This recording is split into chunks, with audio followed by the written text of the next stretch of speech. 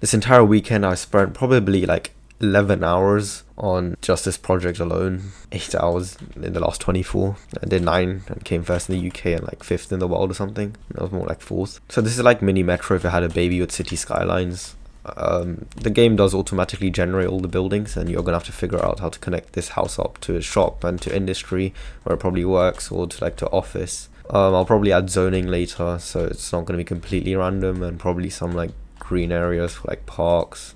Maybe add a simple UI, which I did just delete because it looked really bad. I think the camera movement's really nice for this game.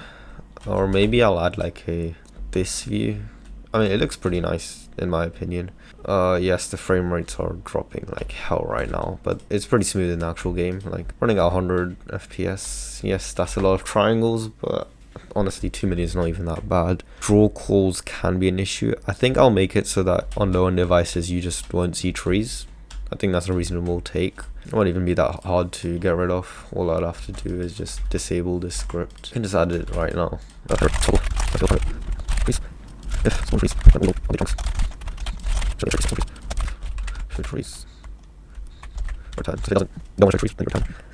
Yeah, so that is obviously a lot better for frame rate.